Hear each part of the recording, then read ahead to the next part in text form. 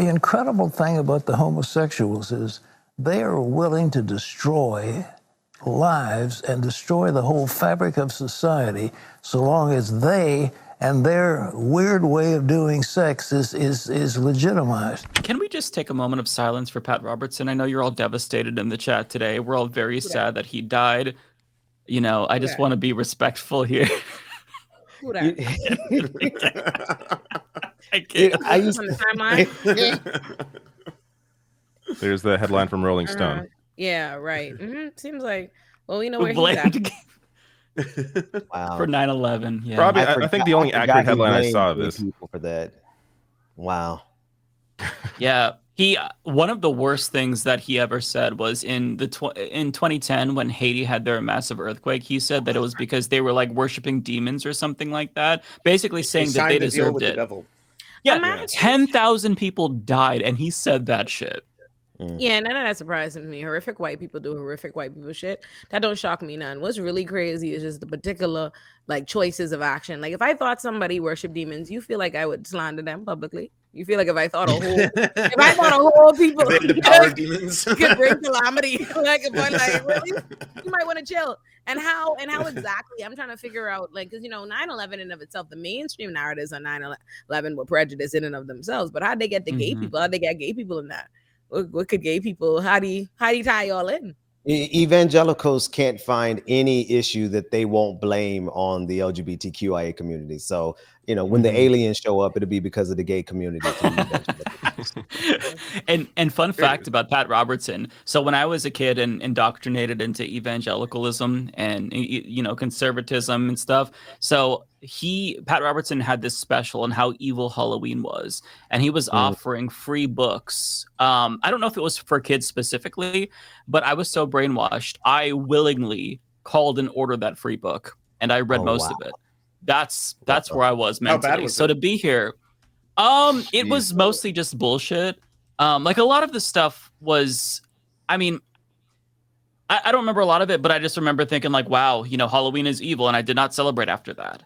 So lots and lots of, I remember seeing like anti-trans How old were segments. You then? I was probably like 11, I want to say, maybe 12, around that age.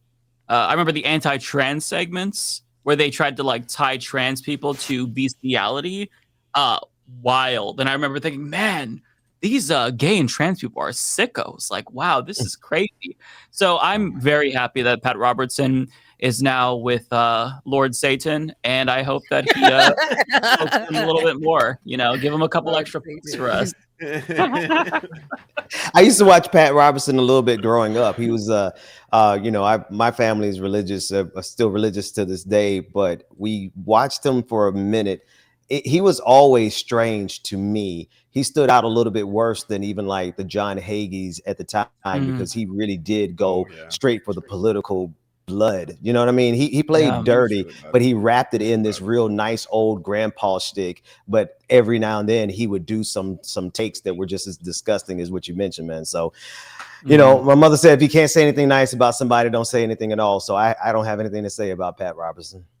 I got plenty to say. I have nothing nice to say about Pat Robertson. I'll yield to you. To me, like the demon stuff is pretty like normal for some of these like evangelical preachers and stuff. To me, the more the Pat Robertson, and I'm like I mentioned to you guys before we started, I'm going to struggle here to not accidentally say Robert Pattinson at some point, but Pat Robertson was like, he would come up with the most wild segments to just start talking about. Like, to me, the one that sticks out, it was like in 2013, he claimed that gay people wore a secret AIDS ring that they would use to cut people and give them AIDS. They do in San Francisco, some of the gay community, they want to get people, so if they've got the stuff, they'll have a ring, you shake hands, and the ring's got a little thing where you cut your finger. Really? Yeah, really.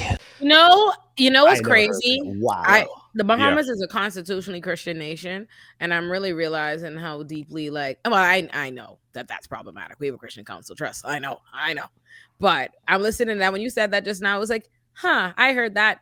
I'm like, I heard of that, and I'm like, I wonder if this has something in common with growing up in a Christian nation, because the story was instead, there was this movie theater on on Prince Charles Drive, and there was a rumor that there was needles like in the chair when you sit down, and that you would just get AIDS. I remember that, and when you said that just now, I was like, there's a Christian upbringing in the background of my stories. I see this. Okay, proceed, Bender.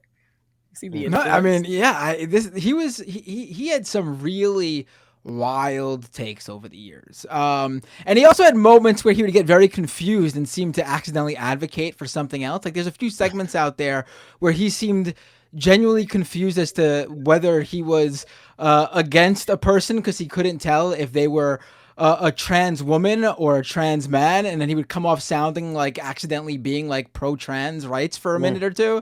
There's some weird like videos out there of him being very confused. I mean, the guy is fucking old. Like he was freaking old. 93 years old. And he didn't retire. He retired fairly recently too. So this guy was like on that studio floor set doing his shtick. Sometimes his co-host would have to literally walk him through the segment. Like it was just bizarre stuff. I was just reading through or browsing through this piece. After a gunman killed 60 people in Las Vegas in 2017, Robertson blamed disrespect for Trump. Like, this is just how far the insanity goes.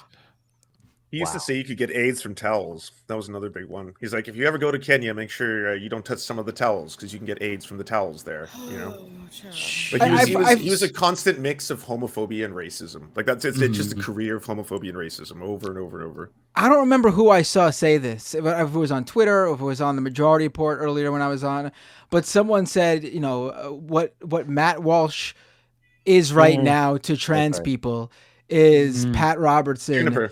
To just the LGBT community overall back in the 90s and early 2000s. Like he was the guy leading the charge when all these states were coming out banning gay marriage back before there was all of a sudden this push to, well, not all of a sudden, but that there was this final push to actually legalize it in the country.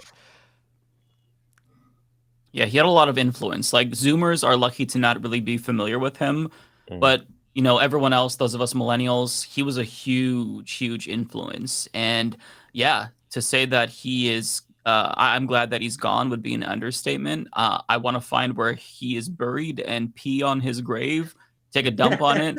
I can't be, again, like the man lived to be 93 years old, very wealthy. He lived a full happy life, unfortunately.